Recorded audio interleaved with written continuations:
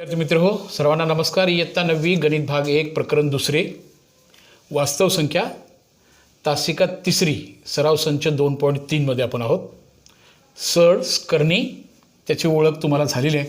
परत एकदा बघा, वर्गमुळात 16 आणि वर्गमुळात 15. 16चं वर्गमूळ किती? हां, लगेच उत्तर सांगता येतं. म्हणून ही करणी नाही. हां, 15चं वर्गमूळ माहिती आहे का? हां, ह्याचं माहिती नाही म्हणजे ही करणी आहे. लक्षात आलं? ह्या सोप्या संकल्पना फारसं त्याचं बाऊ करून घेऊ नका. सळ करणी अरे असं काही नाही, सोपं आहे, आरामात आहे अगदी. ते आपण त्याचे कोटी म्हणजे काय, इथं असणारी संख्येला कोटी वगैरे म्हणतो. त्यानंतर त्या पुढच्या प्रश्नामध्ये आपण त्या संख्यांना करणी आहे की नाही त्याची ओळख झाली. त्यानंतर त्याची कोटी हा भाग होता. आता आपण प्रश्न तिसऱ्यामध्ये जाऊया. सराव संच 2.3 मधला प्रश्न तिसरा. काय प्रश्न आहे बघा बाळांनो तो आता.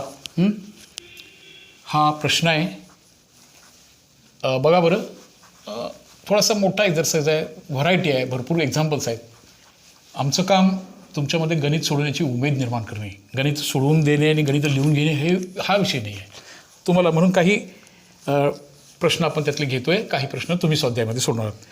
पुढीलपैकी कोणत्या करणी ह्या सजातीय विजातीय एकाच प्रकारच्या आणि भिन्न प्रकारच्या ही ठरवा. कोणत्या सजातीय आणि कोणत्या? क्वेश्चन नंबर 3 बघा.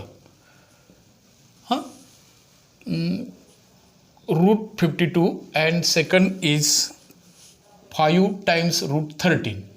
हे सजातीयता आणि विजातीयता एकाच प्रकारचे असणे आणि एकाच प्रकारचे नसणे. आता याचं थोडं सिम्प्लिफिकेशन हा भाग आपण बघूया. याला मिक्स्ड किंवा प्युअर सरळ आणि मिक्स्ड सरळ हे सिम्प्लिफिकेशन असतं याचं. साधारणतः 52 हा 13 चौक 52. याच्या पुढचं असं होतं, हे 4 वर्गमुळात 4 आणि वर्गमुळात 13 असं स्वतंत्र लिहू शकतो. आता सांगा बरं, ही एवढी याचं सोपे रूप देता येतं बघा. 4चं वर्गमूळ 2, पण याचं नाही. हे करणी नाही आणि हे आहे. ह्याचं उत्तर म्हणजे हे सिम्प्लिफिकेशन असं झालं. आणि ते आहे 5 वर्गमुळात 13. आता इथं करणीस्थ संख्या जी इक्वल आहे की नाही बघा, म्हणजे ह्या सजातीय असल्यामुळे ह्याची बेरीज वजाबाकी आपण करू शकतो. म्हणजे याला सजातीय म्हणायचं. हां, आलं लक्षात? आता हे एकाच प्रकारचे आहेत किंवा सजातीय आहेत, कारण करणीस्थ संख्या सेम आहे. करणीच्या बाहेरची संख्या वेगळी असू दे, त्याचा विषय नाही आहे. म्हणून ह्याला या करणीला सजातीय म्हणायचं, एकाच प्रकारचे असं म्हणायचं. त्यानंतर बघा, वर्गमुळात 68 इन स्क्वेअर रूट 68 आणि हे 5 टाइम्स √3 असं आहे.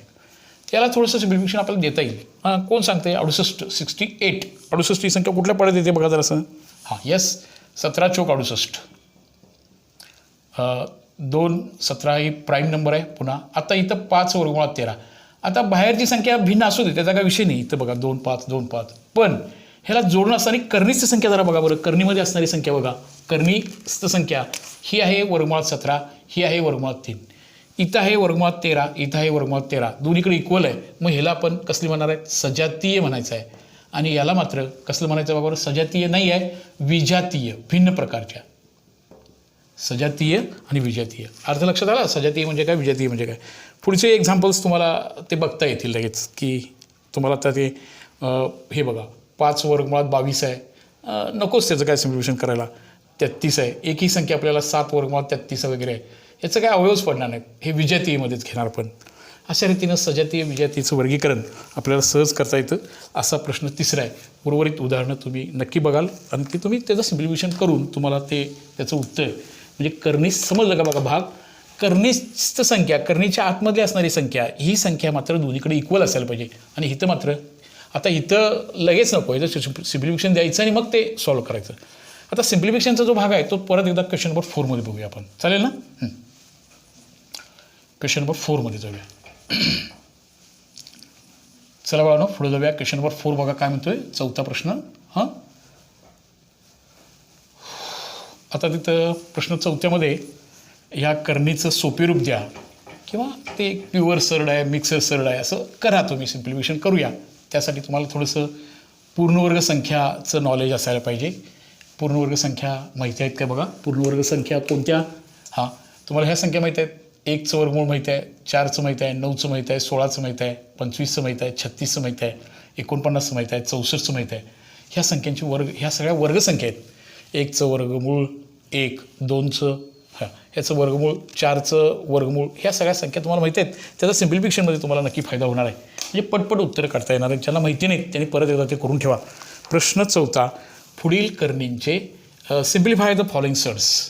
खालील करणींना सिम्प्लिफिकेशन करून घ्या. सोपे रूप द्या. Square root of 27. 27चं स्क्वेअर रूट माहिती नाही तुम्हाला, आपल्याला माहिती नाही, हे सरळ आहे, पण याचं तरी पण याचं सिम्प्लिफिकेशन करूया. सांगा बघा, याचे फॅक्टर्स पाडायचे. फॅक्टर्स पाडताना मोस्टली एखादी कंप्लीट स्क्वेअर नंबर त्याच्यामध्ये असावा. कसं फॅक्टर्स पाडूया? 9 त्रिक 27. याचे 2 भाग झाले बघा, वर्गमुळात 9 आणि वर्गमुळात 3. वर्गमुळात 9 ही संख्या करणी नाही आहे, कारण त्याचं उत्तर तुम्हाला तोंडी सांगता येतं. हे झालं त्याचं सिम्प्लिफिकेशन. आलं लक्षात? सेम पॅटर्न आपण पुढची काही गणितं बघूया. सेम टू सेम आपल्याला पुढे जायचं आहे बघा. पुढच्या प्रश्नामध्ये बघा किती आहेत ते, किती आहे? वर्गमुळात 50 आहे बघा. काय सिम्प्लिफिकेशन करणार तुम्ही? करेक्ट. 25 दोन्ही 50, राईट. 25चं वर्गमूळ 5, वर्गमुळात 2, हे त्याचं सिम्प्लिफिकेशन आहे. आलं लक्षात? 250 बघा बाळांनो जरा, 250. काय सिम्प्लिफिकेशन करूया की एक कंप्लीट वर्ग नंबर आला ना, 25 माहिती आहे तुम्हाला, 25 गुणिले 10 लिहितो बघा, चालेल? 25 वर्गमूळ 5, वर्गमुळात 10. ठीक आहे, ओके, व्हेरी गुड. थोड्याशा मोठ्या संख्या आल्या म्हणून पण काय घाबरून जायची गरज नाही. काही तुम्हाला थोडेसे पाढे, मल्टिपल्स, थोडासा त्रास होईल. थोडंसं एखादी कंप्लीट वर्गसंख्या तिथे येते का बघायचं आणि मग त्याचं सिम्प्लिफिकेशन करत राहायचं. आता वर्गमुळात 112, वर्गमुळात 112. चला, कुठल्या पाड्यात येते माहिती आहे? कुठल्या पाड्यात येते? कोण सांगते? 112, 12 112. कोण सांगते बघा? 16 सत्ते. हे बघा, हा कंप्लीट स्क्वेअर नंबर आहे. 16 सत्ते 12. हे तुम्हाला आलं नाही तर 2 भागा, 4 भागा, आणि हे 16 सत्ते 12 इथं 2 थांबायला पाहिजे आपल्याला. म्हणजे ह्याचे फॅक्टर्स पाडायला पाहिजेत. आणि मग याचं उत्तर काय येणार सांगा? आता 4 वर्गमुळात चिन्हात 7 असं संख्या तिथं येऊ शकतं. हे त्याचं सिम्प्लिफिकेशन होईल. आता 168, फार सिम्प्लिफिकेशन. याला सरळ फक्त तुम्ही काय करा, 4 भाग जातोय बघायला. 4 चौक 16, 4 2 8, 4चं वर्गमूळ 2, बस. हेच त्याचं सिम्प्लिफिकेशन झालं. असं त्याचे अवयव पाडायचे आणि एका पूर्ण वर्ग संख्येला वर्गमुळातून बाहेर घ्यायचं. हा जो कन्सेप्ट आहे तो आपण त्या म्हणजे सिम्प्लिफिकेशनमध्ये वापरत असतो. भरपूर गणितं ह्या प्रकारचे होणार आहेत पुढं. सिम्प्लिफिकेशन हा भाग लागणार आहे आपल्याला, तो पुन्हा पुढं बघूया. असा हा प्रश्न 4 होता. आता आपण प्रश्न 5व्यामध्ये जाऊया. प्रश्न 5व्यामध्ये काय सांगितले बघा. आता प्रश्न 5वा, पुढील संख्यामधील लहान मोठेपणा. हे कम्पेअर द नंबर्स. कोण इक्वल आहे, कोण सेम आहे, कोण ग्रेटर आहे, कोण लेस आहे, लहान कोण आहे, मोठे कोण आहे, हे त्या सर्सकडे बघायचं आहे आणि त्याचं ते ठरवायचं आहे आपल्याला. क्वेश्चन नंबर 3 ही उरलेला तुम्ही नक्की सोडवाल. क्वेश्चन नंबर 4 ही मोस्टली आपण सोडवलं. आता क्वेश्चन नंबर 5मध्ये जाऊया. सोपे प्रश्न आहेत, छोटे प्रश्न आहेत, मन लावून ऐका, तुम्ही सेल्फ स्टडी करा, नक्की तुम्हाला होऊन जाईल. आता ह्यातला 7 वर्गमुळात 2 ही संख्या मोठी आहे काय 5 वर्गमुळात 3 ही संख्या मोठी आहे? याचं कंपॅरिझन करायचं आहे आपल्याला. काय कसं होईल काय? आता जरासं उलट अर्थ पण करायला पाहिजे. आता लगेच आपण याच्याकडे बघून लहान कोण मोठा कोण ठरवू शकत नाही. काय उलट करायला पाहिजे बघा. इथं ना ह्याच्यामध्ये असं करूया. आता याची पुढची पायरी अपोजिट. म्हणजे समजा तुमच्याकडे हे असं दिलं असतं, 98 दिलं असतं, तर आपण काय करतोय सांगा? 98चं 49 दोन्ही लिहितो, नंतर 49ला 7 लिहितो. तसं आता उलट करायला पाहिजे. ह्याला वर्गमुळाच्या चिन्हात न्यायचं 7ला. आत जाताना 7 नाही येणार. काय होणार सांगा? तो आत जाताना काय होणार सांगा बरं? 7चा वर्ग होणार आणि 2 मात्र आहेच राहणार. पुढं बघा, कारण 7च्या वर्गाचं वर्गमूळ 7 येते. आत वर्गमुळात लिहित असताना 7 ही संख्या लिहित असताना आपल्याला वर्गमुळात लिहित असताना 7चा वर्ग करून लिहायला पाहिजे, बरोबर ना? म्हणजे ते 49चं वर्गमूळ 7 होईल. लक्षात आलं? थोडासा उलट भाग बघा बरं. असं म्हणजे हे 49 आले, 49 गुणिले 2 किती उत्तर आलं सांगा बाळांनो? 98 आलं. तसं इथं सुद्धा बघा बाळांनो, याचं सिम्प्लिफिकेशन काय होईल? आपल्याला सिम्प्लिफिकेशनच्या उलट कॉन्व्हर्स करावं लागेल. आपण आता सिम्प्लिफिकेशन म्हणजे मिक्स्ड सर्डपासून आपण प्युअर सर्डकडे चालू आहे. हे मिक्स्ड आहे बघा, एक रिअल, रॅशनल, इरॅशनल असं आहे. आता इथं सुद्धा 3 गुणिले 5चा वर्ग करायला पाहिजे. बोला पुढं. 3 गुणिले 5चा वर्ग किती होणार बाळांनो? 25. 25 त्रिक 75. आत्ता तुम्हाला कम्पेअर करणं सोपं जाईल. फक्त आतली संख्या बघा, 98 मोठा आहे काय 75 मोठा आहे हे लगेच सांगता येईल. म्हणजे 5वी 6वीच्या मुलांनुसार सांगता येईल. 98 मोठा आहे. म्हणजे पर्यायानं पहिली संख्या ही संख्या मोठी आली म्हणजे उत्तर कसं लिहिणार सांगा तुम्ही आता लास्टला उत्तर काय लिहिणार सांगायचं कम्पॅरिझनचं आन्सर काय लिहिणार बघा मी आन्सर इथं लिहितो ह्याचा अर्थ असा 7 वर्गमुळात 2 ही संख्या मोठी आहे कुणापेक्षा 5 वर्गमुळात 3 पेक्षा समजलं का सगळ्यांना परत आणखीन एकदा बघा 7ला वर्गमुळात घालत असताना 7चा वर्ग करायला पाहिजे कारण 7चं वर्ग बाहेर येत असताना 7 होऊन येणार आहे लक्षात आलं बघा मला असं लिहिलं गणित एखादा 8 आणि वर्गमुळात किती लिहू वर्गमुळात 8चा वर्ग लिहिला पाहिजे तर त्याचं उत्तर 8 येणार म्हणजे बघा की म्हणून तुम्ही म्हणता 64चं वर्गमूळ 8 आहे आलं लक्षात असा तो भाग आहे कॉन्व्हर्सली आपल्याला त्याचा विचार करायला यायला पाहिजे हां पुढच्या गणितामध्ये काही करायचं सांगितलं नाही त्याने लगेच बघा बरं हां त्याची डिग्री सेम आहे परत कम्पॅरिझन करणं सोपं आहे हां ठीक आहे चला बघा दुसरं गणित तुम्हाला सोडवता येईल वर्गमुळात 247 आणि वर्गमुळात 274 कोण मोठं येणार सांगा 274 मोठं आहे अगदी बरोबर म्हणजे दुसरं गणित तुम्ही सोडवू शकाल काय प्रॉब्लेम येणार नाही त्यात ठीक आहे ना ठीक आहे पुढच्या गणितात जाऊया चला बाळांनो पुढे जाऊया जरा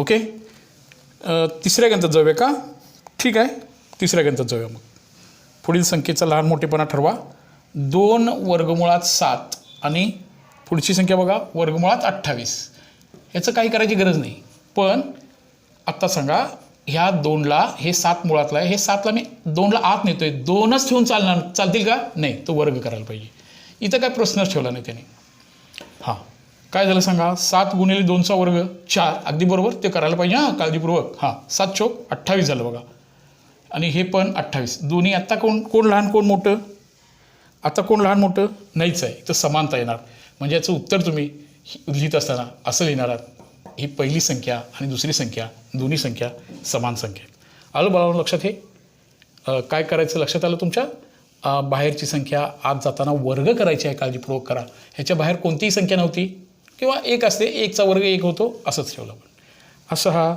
सगळ्यांनी उर्वरित प्रश्न जो आहे प्रश्न 5वा तुम्ही सोडवाल अशी अपेक्षा व्यक्त करतो चालेल ना बाळांनो आणखीन कोणती शंका असेल तर आपण एका शंका समाधानच्या वेळेला आपण त्याचं निश्चितपणे किंवा माझ्याकडे पाठवून द्या कुठलं प्रॉब्लेम पाहिजे तुमचे टीचर्स तुमच्याबरोबर नक्की आहेत त्यांची मदत घ्या सगळीच गणितं सोडवण्यापेक्षा तुम्ही बाकीची गणितं सोडवाल अशी ठीक आहे ओके बाळांनो पुढे जाऊया आता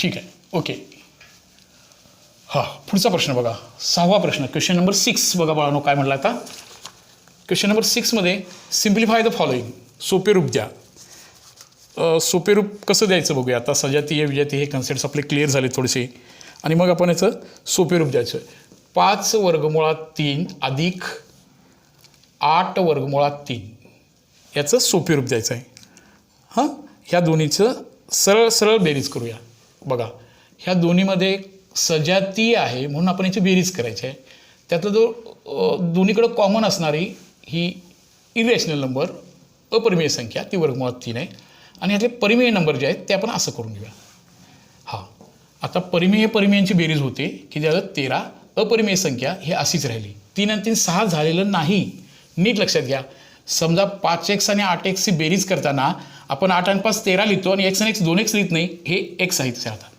पुन्हा एकदा लक्षात घ्या 5 पेरू आणि 8 पेरू एकूण 13 पेरू होतात x साहित्य राहतं वर्गमुळात 3 आहेच राहिलं 8 आणि 5 13 झाले हा भाग समजून घ्या हाऊ टू सिम्प्लिफाय हे वर्गमुळात 3ची बेरीज वर्गमुळात 6 झालेली नाही ती कॉमन आहे ते आहेच लिहिले गेले परत एकदा बघूया पुढच्या गणितामध्ये सिम्प्लिफिकेशन बघूया असं चालेल ना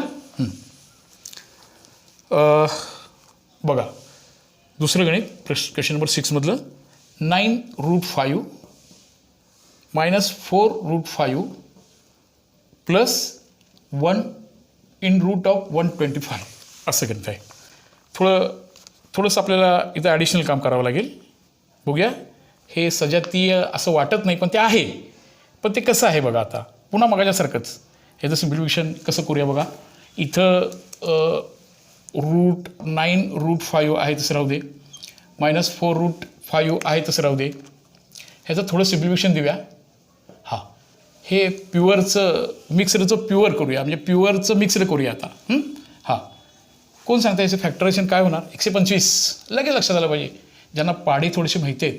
हां, 25 पाचा 125 125. हां, याचं जरा हे परत 9 वर्गमुळात 5 असंच राहील, वजा 4 वर्गमुळात 5 आहेच राहील, अधिक. हां, 25 ही संख्या वर्गमुळातून बाहेर काढूया. आता किती होणार सांगा ती? 5 वर्गमुळात 5.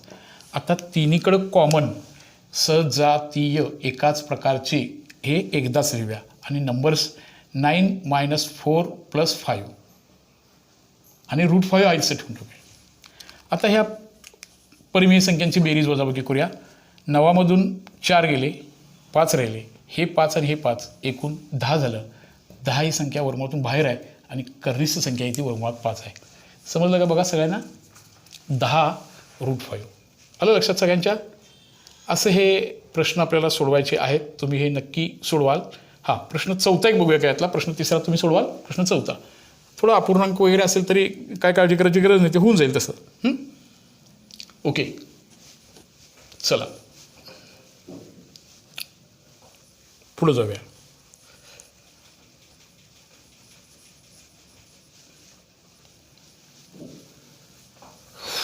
थोडं लक्षपूर्वक बघितलात की निश्चित समजेल, तुमच्यामध्ये याची अभिरुची निर्माण होईल. तुम्ही गणित सोडवण्यासाठी प्रयत्न कराल, स्वतः शंकांचं समाधान करून घ्याल, थोडं इंटरेस्ट घ्याल अशी अपेक्षा करतो मी. हां, तुमच्यामध्ये गणिताबद्दलची अभिरुची निर्माण करणे हाच महत्त्वाचा भाग आहे. पुढच्या प्रश्नामध्ये जरी अपूर्णांक दिले असले तरी सगळे सिम्प्लिफिकेशन करायला फारसा त्रास नाही होणार आता. हां, असं आहे बघा.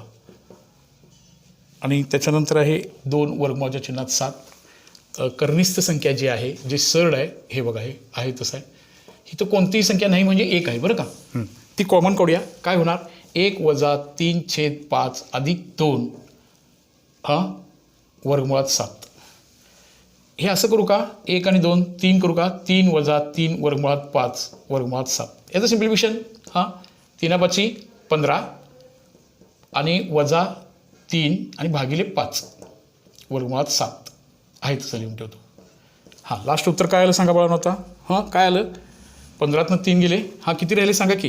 बरोबर 12/5. याचं उत्तर येणार 12/5 आणि कर्निस्थ संख्या आहे √7. अशा रीतीनं तुम्ही प्रश्न 6वा जवळजवळ पूर्ण झाला आपला. गुणाकार करा आणि सोप्या मांडणीमध्ये मांडा. असा गुणाकार, भागाकार आणि छेदाचं परिमेयकरण असा भाग पुढचा आहे. सोपा भाग आहे. परत समजून घेऊया जरासं, म्हणजे आपल्याला ते होत जाईल. जरा काळजीपूर्वक ऐका. असं याचं प्रश्न कितवा संपला बघा आता प्रश्न आपला. गुणाकार करा आणि सोप्या रूपात मांडा असा आहे बघा. Question number 7.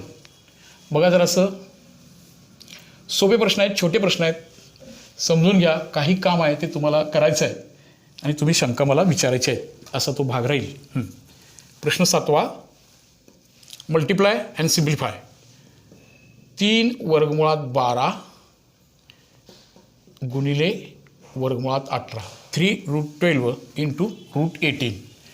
आता हाऊ टू सिम्प्लिफाय. पुन्हा सिम्प्लिफिकेशन, याचा गुणाकार करताना सिम्प्लिफिकेशन पण आहे आणि गुणाकार पण आहे. याच्यामध्ये कोणतं टेक्निक वापरूया बघा. गुणाकार कधी करायचा? आपलंच काम जरा असं सोपं करून घेऊया, म्हणजे लगेच तुम्हाला हे सुचलं पाहिजे. हे 3 आहे सर, ह्याला असं लिहूया ना, 4 त्रिकम 12 लिहूया गुणिले. ह्याला काय करूया? 9 दूने 18 लिहूया, म्हणजे थोडं सिम्पली होईल. आता थोडंसं तुम्हाला आता कमी पायरीमध्ये मांडायचा प्रयत्न करतो मी. 3 गुणिले 4चं वर्गमूळ 2, पण 3चं वर्गमूळ माहिती नाही, तसंच राहू दे. गुणिले या 9चं वर्गमूळ माहिती आहे बघा. किती आलं बाळांनो 9चं वर्गमूळ? कोण सांगते? 9चं वर्गमूळ 3. आणि काय राहिलं सांगा आता? इथं परत वर्गमुळाच्या चिन्हात किती राहिलं बघा बरं? वर्गमुळात 2 राहिले. बरोबर. आता याच्यानंतर हा भाग. आता काय करूया बघा आता याच्या पुढं? कसं करूया? इथं ज्या पुढच्या सगळ्या संख्या आहेत, कोण आहेत? ह्या संख्या ज्या परिमेय आहेत. आणि राहिलं कोण सांगा बरं पुढं? ह्या ज्या कर्निस्थ संख्या आहेत, ज्या सरळमध्ये नंबर्स आहेत, त्या अशा आहेत बघा. ओके. आता काय झालं सांगा बरं? 3 दूने 6, 6 त्रिक 18. आणि ह्याचं मात्र ह्या दोन्हीची कोटी समान आहे आणि कर्निस्थ संख्या आहे, इथं 2 आहे, इथं 2 आहे. अशांना एकाच कर्निस्थ चिन्हामध्ये आणता येतं. हा गुणाकार असा करायचा आहे. आता उत्तर काय झालं सांगा? काय झालं उत्तर सांगा बरं? 18 18, आणखीन काय राहिलं बघा आता करणीमध्ये 3 दोन्ही 6, 3 दोन्ही 6, आलं लक्षात. 18 गुणिले 6 असा हा करणीय संख्यांचा गुणाकार होता. तुम्ही ही गणितं थोडं सिम्प्लिफिकेशन करा आणि ते गणित पटपट सोडवत जाल अशी अपेक्षा व्यक्त करतो. अजून एखादं गणित घेऊया, शेवटचं घेऊया का? ठीक आहे, घेऊया मग. असा हा गुणाकार करायचा होता. अलग लक्षात सगळ्यांच्या बघा. गुणाकाराचं काम असं करायचं आहे. ओके.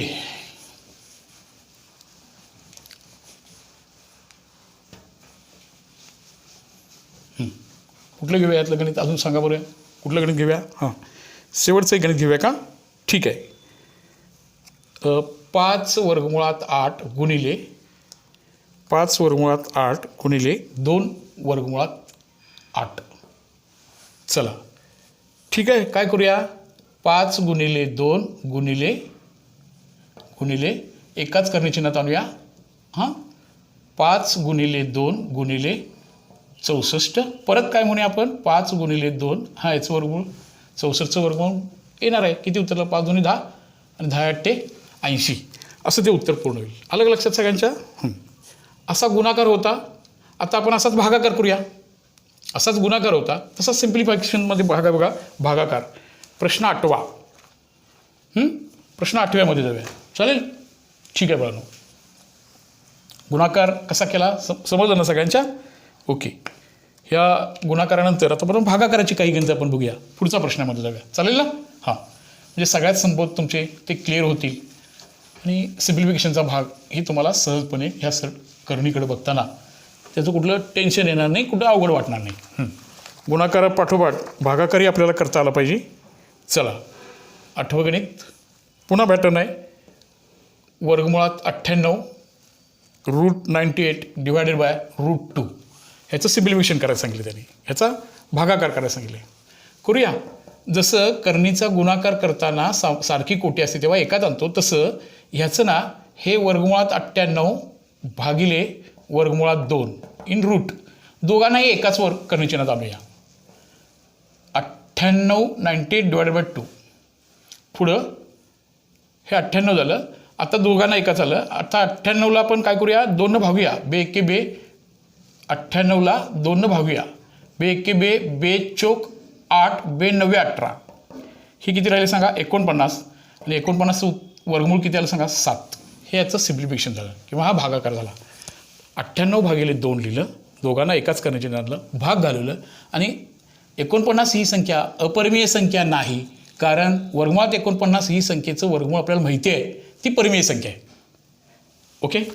अशा रीतीनं हा भागाकाराचं काम करायचं आहे. पुढच्याही गणितामध्ये सोडूया. पुढच्याही गणितामध्ये आपण जाऊया. ओके.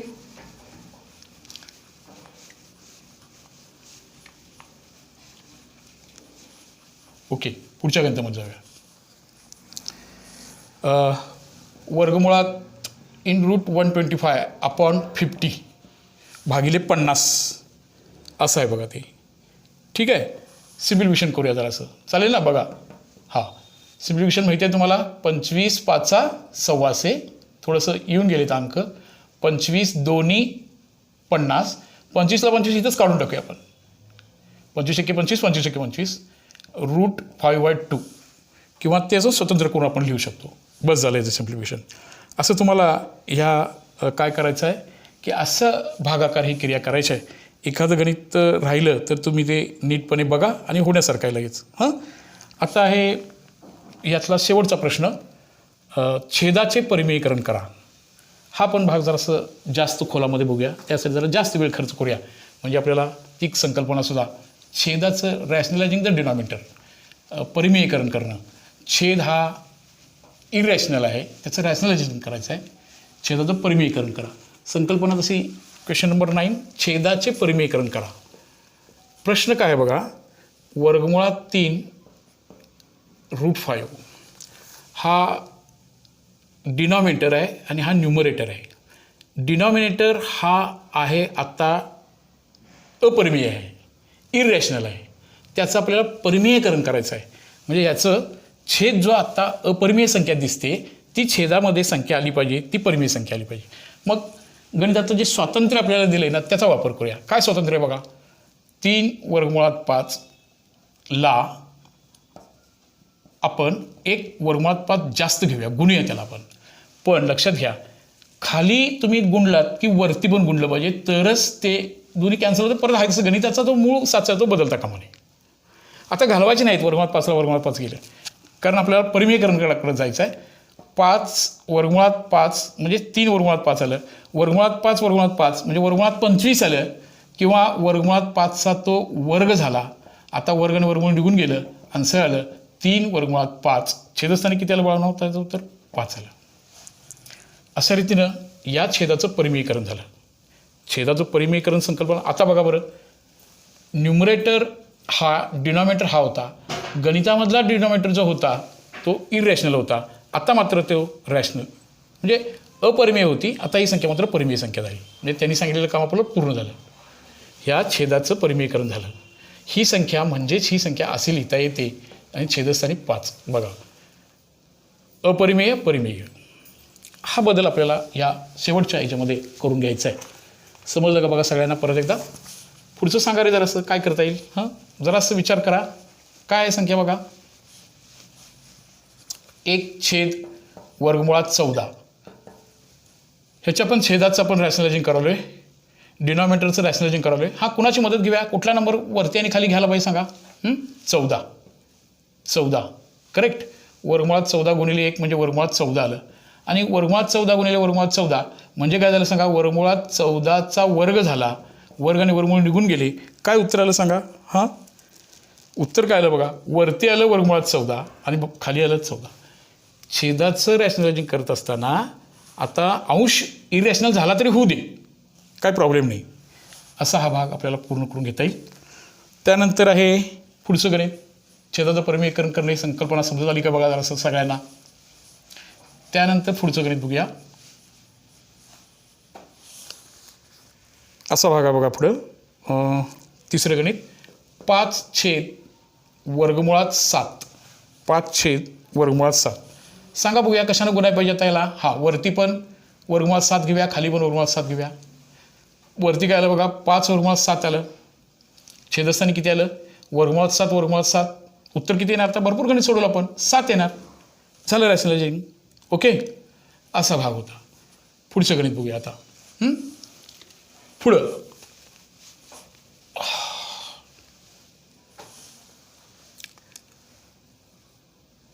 6 वर्गमुळात 3. हां, आता प्रश्न असा आहे, छेदाचं परिमेयीकरण करावं आहे. मग ह्याला सगळ्यांना गुणायचं का? ह्या सगळ्याच छेदांना गुणा, जेवढं अपरिमेय आहे ना तेवढाच भाग घेऊया. 6/9 वर्गमुळात 3 गुणिले सगळं गुणलं तरी उत्तर होणार आहे, पण आपल्याला सिम्प्लिफिकेशनचा त्रास होणार. म्हणून ह्यातला जो इरॅशनल पार्ट आहे ना तेवढाच वरती आणि खाली घेऊया.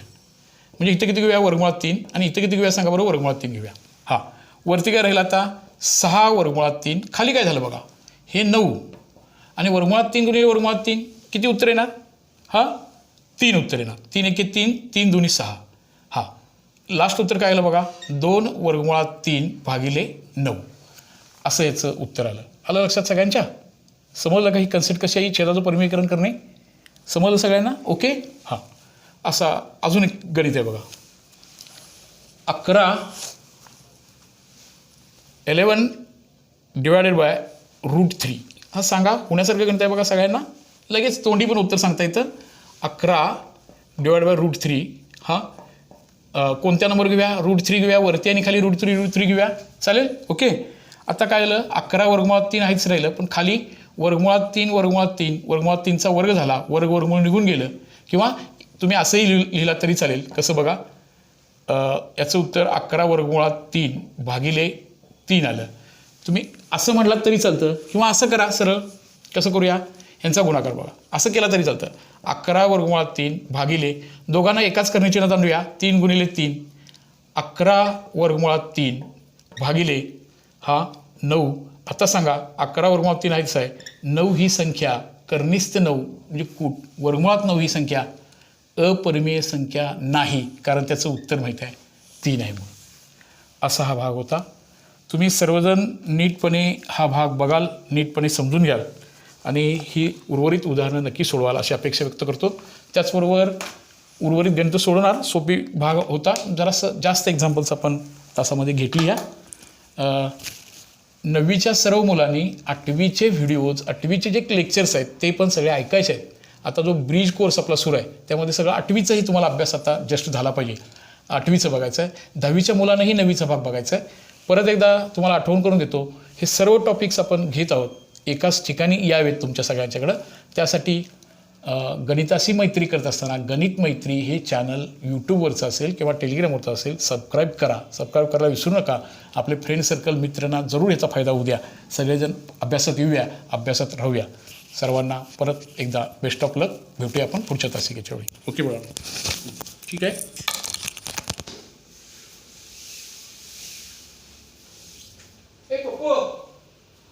जरा ये खाली बंद करायला लागली.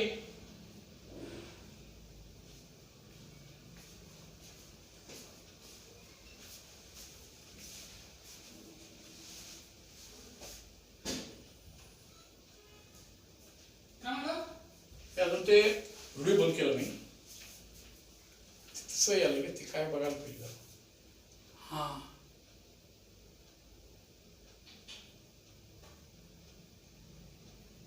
काय केलाय मग नाही केलं.